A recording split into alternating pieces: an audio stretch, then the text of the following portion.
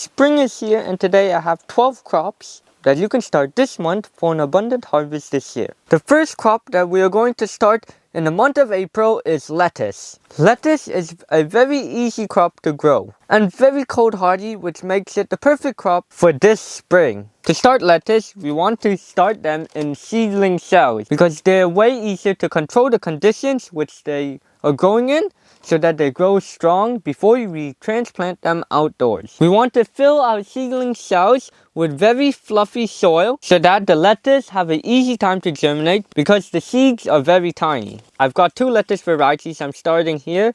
One of our favorite, the Grand Rapids lettuce, and the Butter Crunch lettuce. We want to make a small little indentation in the soil about a 1/4 inch deep, and we're going to put about 1 to 2 seeds in each cell and then cover the seeds with a little bit of soil. Don't cover it too much because, like I mentioned before, lettuce is a tiny seed, and if you put too much soil, they will have a hard time to germinate.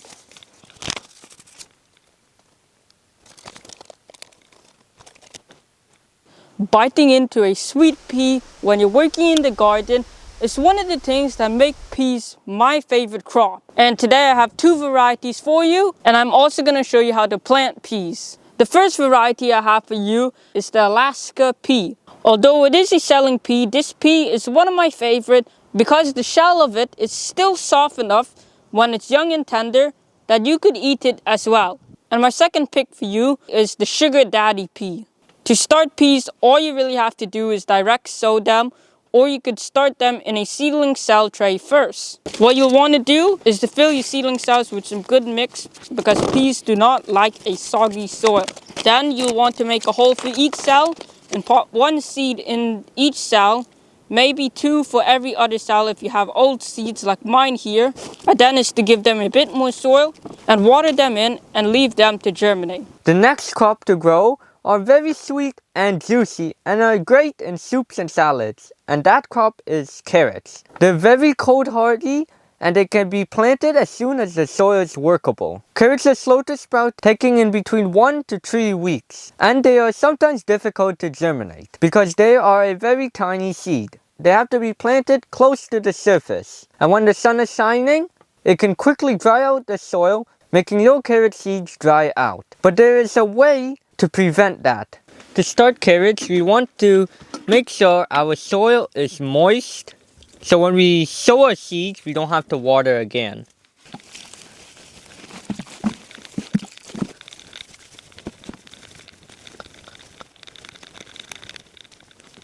After our soil is nice and moist, we're going to take a few carrot seeds and sprinkle it over the soil surface. Then we're just going to take a little bit of the soil on the side and just slightly sprinkle it over the top, just to cover all the seeds so they don't dry out. If the weather outside is very warm, you have to cover where you plant your carrots with a piece of cardboard so that the sun wouldn't dry out the soil.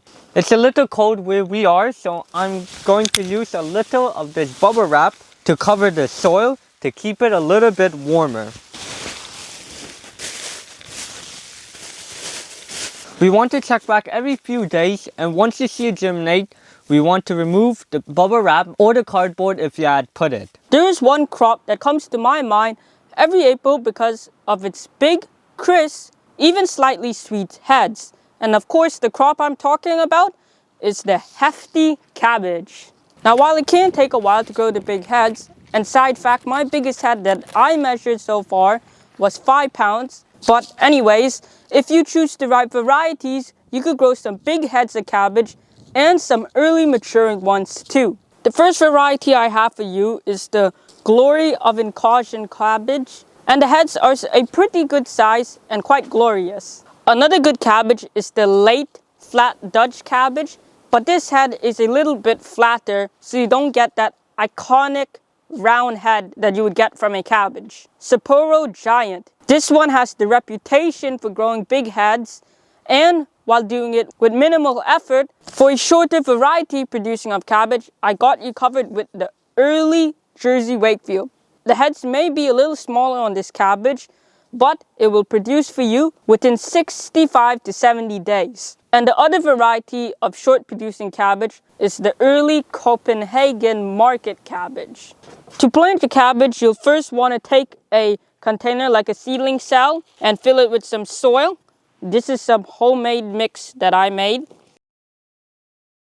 Tamp it down a little and adds in where it's a little low still. Then with your cabbage that you've chosen to plant, for me, I'm planting the early Copenhagen one.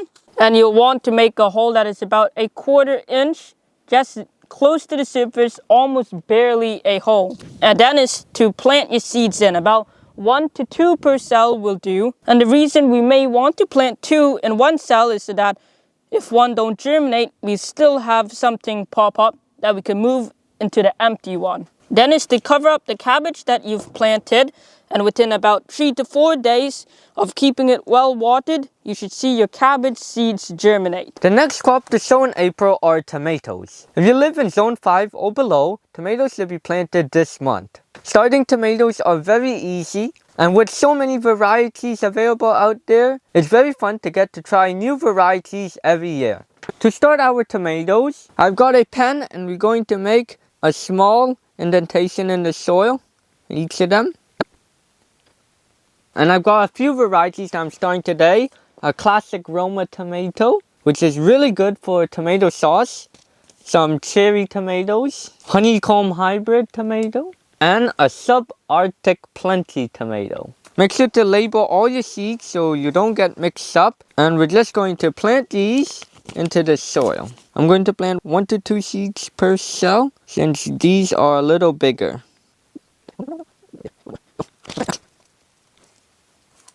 After you've done planting your seeds, you want to water it. You can water it from the top, but I prefer to water it from below like before, and that's why I have a tray just to put the water in. And we're just going to let this absorb all the water, and then we want to put this under a heat mat until it germinates. It should take around 5 to 12 days to germinate it, and once you see the seeds have sprouted, you want to put them under very strong light to grow. My next pick is similar to the last, almost as if cabbage and an Asian breed had a cross.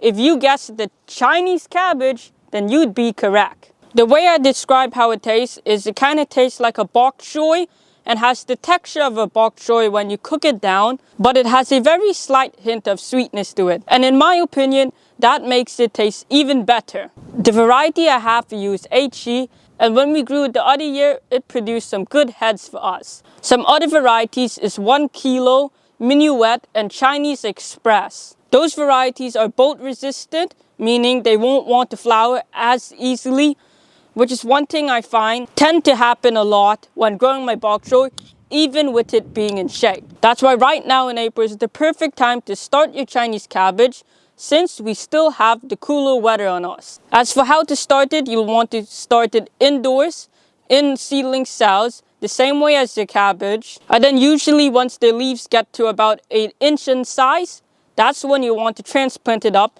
into a slightly bigger pot, and then I leave it to grow until the snow has melted when I transplant it out into my garden. The next crop to sow this month are turnips. You want to start by choosing a sunny spot with well-draining soil to plant your turnips in. Turnips grow best in very cool weather, so you want to plant them early in the spring or late summer. I'm planting my turnips inside the greenhouse where it's a little warmer than outdoors, so I can get an earlier crop in here before I plant my cucumbers and tomatoes inside. Turnips grow quickly and often ready to harvest within 30 to 60 days. You can also harvest the leafy greens for salads or stir-fries, which is another great benefit of growing this plant. Beside our carrots, I'm going to plant 2 rows of turnips. We want to sow our seeds directly in the ground, and I'm going to make 2 rows about 1/2 inch deep, and you want the rows to be spaced about 2 inches apart. The spacing to plant turnip seeds is about 1 to 2 inches apart. I'm just going to sprinkle a few in this row, and then I can tin them out later once they germinate. With our turnips now planted, we're going to cover the soil a tiny bit, and then I'm just going to put a little bit of this bubble wrap over the soil here to keep it warm until it germinates. I've also got a little blanket because where we are, it's still below the negatives, but inside the greenhouse it should be way warmer than outdoors, and the blankets are only for the night time, just to take the chill off so the seeds could germinate. The next crop I have for you is one that could be grown from seed, but if you wanted to do that, then you should have already done that in February. Now it's already April, and the crop I'm talking about is the bulbing onion. Now there is no need to worry if you didn't start yours from seed yet, because I have two alternative methods that I'm going to give you, plus a bonus onion that you could actually still plant this month so that you could get some onions going in your garden. The first of these methods is growing your onions from onion seedlings, which you could buy online typically, and it's having someone else who already grew the onion and you just get to plant it. I have two varieties for you, the Lisa Craig and the Walla Walla onion. If you could find seedlings for any of these, then these are two great onions I recommend you should try. As for onion sets, a variety that I recommend is the yellow Spanish onion, which we've grown in the past and got some good results from. For the bonus onion that you could still plant this month, it's the bunching onions or green onions. You could still plant these from seeds this month because they don't need extra time to swell and form a bulb like an onion from your store does, so they could be planted at any time of the year and will grow just fine. When it comes to planting onions, what you want to do first is to prepare your bed, and we like to do ours by adding a new layer of compost to the bed. And then after, we make holes for planting our onions, and then in each hole we add about a tablespoon of bone meal, which is high in phosphorus, which help with the bulbing of onions. Then after is to just plant your onions, cover them back, and adding some straw is good practice. There's one crop that I look forward to harvesting every year because of how fun it is digging through the soil, collecting the fruits of your labor. And that crop is the humble potato. So today I'm going to briefly share with you everything you need to know to plant and set up your potatoes to be rewarded with a huge harvest. Pre-sprouting your potatoes is important if you're living in a cold climate, and because it'll also help us to get better yields. What you first want to do is look through all of your potatoes and remove the long sprouts that is on them, because these are weak and are not ideal for growing good potatoes. And then you want to place all your potatoes in an egg carton with the sides with sprouts facing up. With our egg carton full of potatoes, we're going to put it in a bright area like a window with light so that our potatoes can grow new sprouts. And once they do, you'll want to take each potato that you have and remove all of the sprouts except for 1 to 2, 3 at max before planting them. We do this because when your potatoes have fewer sprouts, it's supposed to make bigger potatoes. Then when they have lots of sprouts, you will just get a lot of tiny potatoes. The next crop to start in April is broccoli.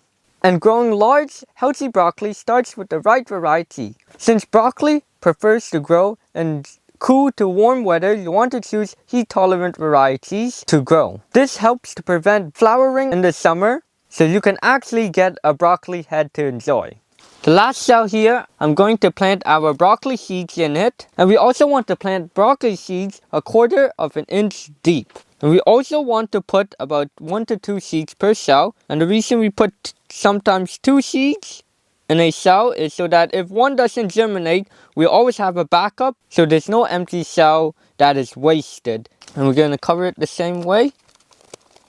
And now we want to make sure all of this is well watered. So I'm just going to push this aside. And the reason I'm using this salad mix container is so that I could put water inside of the salad container. And then the soil inside the containers will soak up the water from underneath. Next crop I have for you is a flower that is primarily known for being the flower when it comes to tea. And of course, that flower is chamomile. The main reasons to grow chamomile is, number one, chamomile easily reseeds itself and comes back every year once you plant it.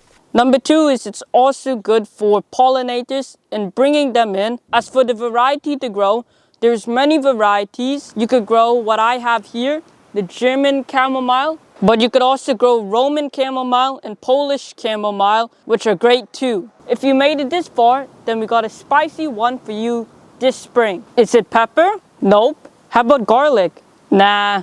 Arugula? Nailed it. Arugula is spicy, but it is also a fast-growing crop that you could harvest in 30 to 45 days from seed to harvest, and you can even start harvesting sooner if you're going for baby arugula. For me, I'm going to be planting arugula so that we can make pestos out of it because I like it for that reason. So those are the 12 seeds that you must start in April. It's best to start these seeds now so you can get an early harvest. But before you go and start the seeds, using a high quality potting soil is a must, and buying it can be expensive. So watch this video next where we show you how to make high quality potting mix for less than half the cost. Bye!